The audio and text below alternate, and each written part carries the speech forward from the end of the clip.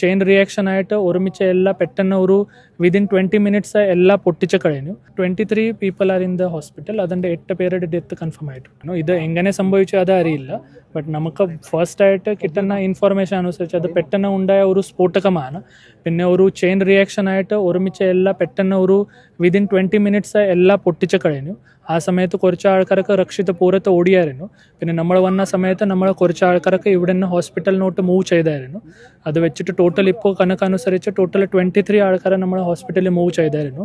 അതിൻ്റെ 8 പേരുടെ death confirm ആയിട്ടുണ്ട്. ബാക്കി 15 പേര് കുറച്ച് പേര് സീരിയസ് ആയിട്ട് ICU ട്രീറ്റ്മെൻറ്റിലാണ്. ബാക്കി എല്ലാ ആൾക്കാർക്ക് ബേൺ ഇഞ്ചുറിയിൽ അവിടെ ട്രീറ്റ്മെൻറ്റിൽ നടക്കുകയാണ്. ഇപ്പോൾ നമുക്ക് ഒന്നും പറയാൻ പറ്റില്ല. കുറച്ച് ഫസ്റ്റ് ഇൻവെസ്റ്റിഗേഷനും ഫയർ ഓഡിറ്റ് എല്ലാം ചെയ്ത ശേഷം മാത്രം മനസ്സിലാവും അതിൻ്റെ കാരണം എന്താണ്. അതിൻ്റെ കൂടെ തന്നെ ഐ വിറ്റ്നസ് സ്റ്റേറ്റ്മെൻറ്റും എല്ലാം എടുത്ത ശേഷം മാത്രം ഡീറ്റെയിൽ എന്താണ് മനസ്സിലാവും. ഈ സ്ഥിതിയിൽ നമുക്ക് എങ്ങനെ സംഭവിച്ചോ ഒന്നും പറയാൻ പറ്റില്ല. അത് കൃത്യം കണക്കില്ല. ബിക്കോസ് ഇപ്പോൾ ഹോസ്പിറ്റലിൽ കൊണ്ടുപോയ ആൾക്കാർക്ക് സംസാരിക്കുന്ന സ്ഥിതിയിലില്ല. അതായത് കൊണ്ട് കുറച്ച് കഴിഞ്ഞിട്ട് മാത്രം അവർ സ്റ്റേബിളായ ശേഷം മാത്രം ഏകദേശം എത്ര പേരുണ്ട് അത് മനസ്സിലാവും. അതിൻ്റെ പേരും ഡീറ്റെയിൽസ് കോൺട്രാക്ടറിനോട് സംസാരിച്ചത് എടുത്ത ശേഷം മാത്രം നമുക്ക് ഫൈനൽ ഡീറ്റെയിൽസ് കിട്ടും.